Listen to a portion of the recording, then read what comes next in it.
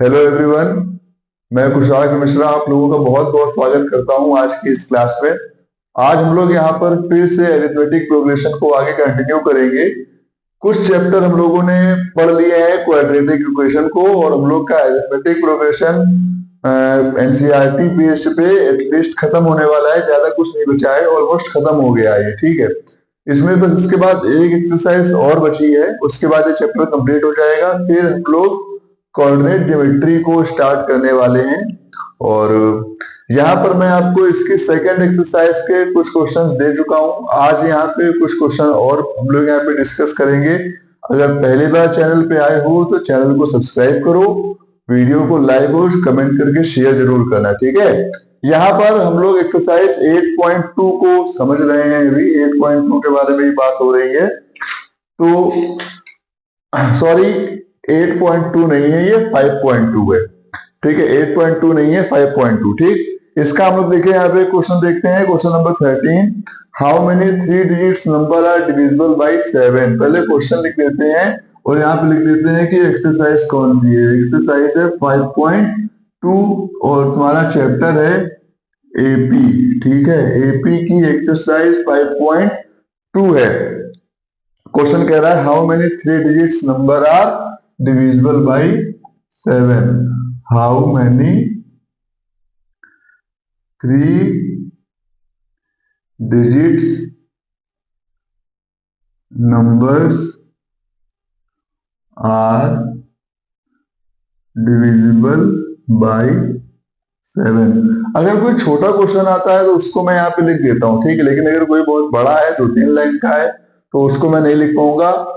मेरी आवाज थोड़ी बैठ गई है, थोड़ा सा चेंज हुआ है, तो इस वजह से आवाज थोड़ी बैठी हुई है। कोऑपरेट कर लेना आवाज के साथ, बहुत गंदी आवाज निकल रही है। ठीक, मुझे खुद एहसास हो रहा है कि मैं बहुत गंदा बोल रहा हूँ। ठीक है, लेकिन गला बैठा हुआ है, आवाज ठीक से नहीं आ रही है।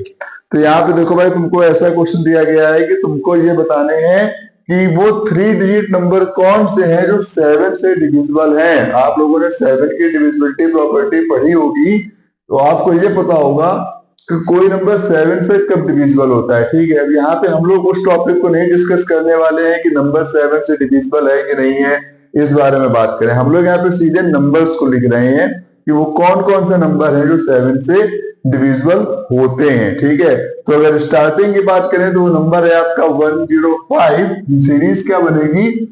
105। जो फर्स्ट नंबर बनेगा वो बनेगा तुम्हारा 105। उसके बाद जो दूसरा नंबर बनेगा 112, तीसरा बनेगा 119, और इसी तरह से ये सीरीज चलती चली जाएगी। लेकिन क्या हम इस सीरीज को यहीं पर चलता रहने देंगे कि हम लोग इसके लास्ट का नंबर भी देखेंगे? क्योंकि ऐसा तो नहीं है कि 3 डिजिट नंबर चलता चला जाएगा। एक स्टेज ऐसी आएगी जहां पर वो 3 डिजिट नंबर खत्म होकर 4 डिजिट नंबर बनना शुरू हो जाएगा। ठीक है ना, तो हम लोग को ये सीरीज वहां तक का लास्ट नंबर भी देखना है कि वो कौन सा नंबर है लास्ट नंबर जो 7 से डिविजिबल होगा। तो उस केस में हमको पता है कि ऐसा नंबर है यहाँ पे 994। ये नंबर ऐसा है जो 7 से डिविजिबल है। ठीक, आपके पास देखो अभी यहाँ पे सारी सीरीज तैयार हो गई है 1105 से लेके 994 तक। अब आपको कुछ नहीं करना है, यहाँ पे सिर्फ आपको नंबर ऑफ टर्म निकालने हैं कि कितने नंबर हैं। ठीक, तो ए की वैल्यू आपकी हो गई यहाँ पे 105। डी की वैल्यू जब निकालेंगे 112 माइनस 105 करोगे, ठीक है, तो उसकी वैल्यू तुम्हारी आ जाएगी 7, और ए एन की वैल्यू आ जाएगी 994, और एन की वैल्यू आपको यहाँ पर निकालनी है। बोलने में दिक्कत हो रही है, गला बिल्कुल मेरा छिल गया है, पानी चेंज हुआ है, इस वजह से गला थोड़ा मेरा खराब है, थोड़ा नहीं बहुत ज्यादा खराब है। तो अब इसको यहाँ पे सॉल्व करते हैं।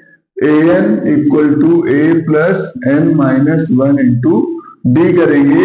ए एन की वैल्यू दी गई है 994 इक्वल टू ए की वैल्यू है 105 प्लस एन माइनस 1, और डी की वैल्यू हो गई 7। 994 equal to 105 plus 7 N minus 7। 994 equal to 105 को में जब हम 7 को माइनस करेंगे तो 15 7 यहाँ हो जाएगा 8, वैल्यू आ जाएगी 98 प्लस 7n। 98 को यहाँ भेज देंगे तो 7n इक्वल टू हो जाएगा 994 माइनस 98, तो 7n इक्वल टू हो जाएगा 14। 8 कितना हो जाएगा 6, 18, 9 हो जाएगा 9 और यहाँ हो जाएगा 8। 896 वैल्यू आ जाएगी इसको माइनस करने पे। यहाँ पे थोड़ा कर देते हैं, नीचे ना हो जाए ज्यादा। 7n इक्वल टू 896, तो n की वैल्यू हो जाएगी 896 अपॉन 7। ठीक है, ये यहाँ पर इसकी वैल्यू आ जाएगी। अब इसको यहाँ पर डिवाइड कर देते हैं।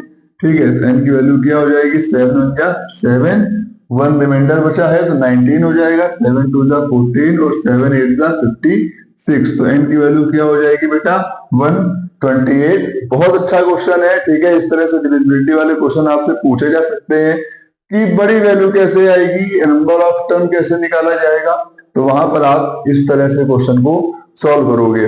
क्वेश्चन है अच्छा है, इसको समझिए। तब तक मैं आपको 1 मिनट का टाइम दे रहा हूं, फिर हम लोग यहाँ पे आगे वाले क्वेश्चन को देखेंगे कि इसका अगला क्वेश्चन आपसे क्या बोल रहा है। ठीक है, वो भी कुछ इसी तरह का होगा। ठीक थोड़ा सा यहाँ पे आपको आज मेरी आवाज के साथ कोऑपरेट करना पड़ेगा। क्लास को मैं मिस नहीं कर सकता हूं, लेकिन आवाज को आपको थोड़ा यहाँ पे आज बर्दाश्त करना होगा। मेरी आवाज वाकई में आज बिल्कुल बर्बाद हो गई है, मैं सही से बोल नहीं पा रहा हूँ। मेरी आवाज बिल्कुल वैसे भी मेरी आवाज बहुत बेकार है। ठीक है, लेकिन आज हद से ज्यादा बेकार है। सही बोल रहा हूँ, आज हद से ज्यादा बेकार आवाज है। ठीक है, जल्दी से दूसरा क्वेश्चन देखेंगे। इस क्वेश्चन को हो गया है, तो अब दूसरा क्वेश्चन देखते हैं कि वो क्या कह रहा है आपसे। ये वाला क्वेश्चन यहाँ पर सॉल्व हो गया है। ठीक है, अब हम लोग आएंगे इसके अगले क्वेश्चन पे। अगला क्वेश्चन नंबर है जो तुम्हारा यहाँ पर कह रहा है तुमसे, क्वेश्चन नंबर 14। ठीक है, 14 नंबर क्वेश्चन है और वो 14 नंबर क्वेश्चन तुमसे क्या बोल रहा है, हाउ मेनी मल्टीपल्स ऑफ 4। यहाँ पे निकाल ले मल्टीपल्स ऑफ 4। ठीक है, how many multiples of 4, how many multiples of 4 lie between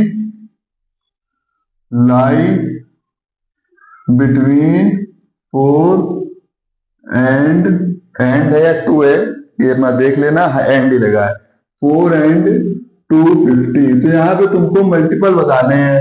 multiple तुमको पता है कि जैसे 2 का मल्टीपल 4, 6, 8, 10, 12 ऐसे होता है। 3 का होता है 6, 9, 12, 15।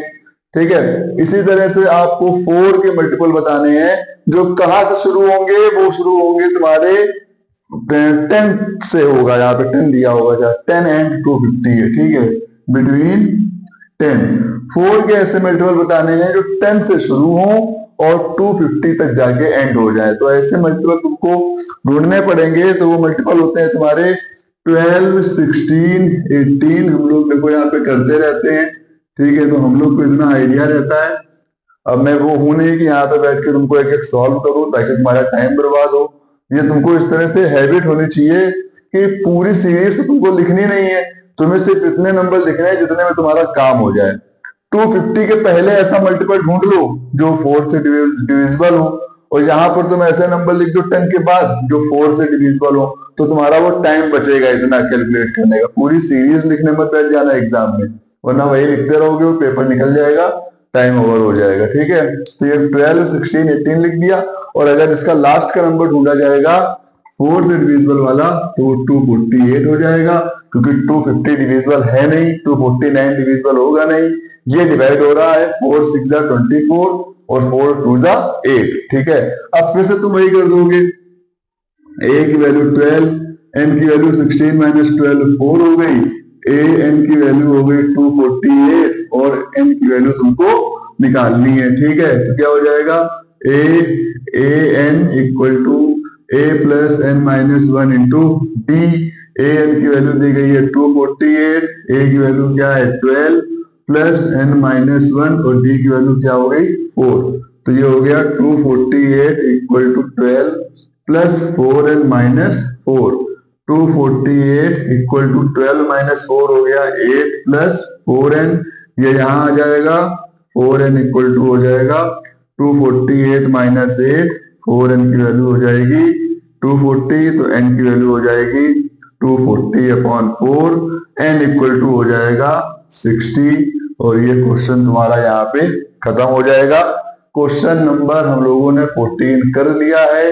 अब इसके बाद अगला क्वेश्चन करेंगे। स्पेस बहुत है, ठीक है, बहुत बड़ा बोर्ड है, तो इसको मैं यहाँ पे डिवाइड करके अगला क्वेश्चन वहां कर दूंगा, ये यहाँ बना रहेगा, परेशान नहीं होना है, ठीक है। तो भाई अब अगला क्वेश्चन तुमसे क्या कह रहा है, उसको मैं यहाँ पे लिखूंगा नहीं, क्वेश्चन में स्टेटमेंट नहीं लिखूंगा, सिर्फ उसको मैं सॉल्व करता जा रहा हूँ और आप देखते रहना, ठीक है। उसको यहाँ पे नोट नहीं करूंगा मैं। ये है तुम्हारा, यहां से शुरू होगा क्वेश्चन नंबर 15, ठीक है। और इसको थोड़ा मैं स्पेस से अंदर कर देता हूँ, वरना तुम लोग को कंफ्यूजन होगी कि ये लिखा क्या है, यहाँ पे क्यों आ गया, ठीक है। इसको यहाँ पे लिख दो 248 डैश डैश डैश डैश, और ये यहाँ पे खत्म हो गया है, ठीक है। और इधर ये इसका लिखा है कि n equal to question mark निकालना है, ठीक। अब सही हो गया। इसके बाद क्वेश्चन नंबर कर रहे हो अभी 15, तो 15 यहाँ लिख दिया है। ये ऊपर का पार्ट लिखा है उसको लिखा रहने देंगे, ठीक है। 15 का कह रहा है for what value of n the terms are the nth term of 2ap। यहाँ पे 2ap की सीरीज दी गई है।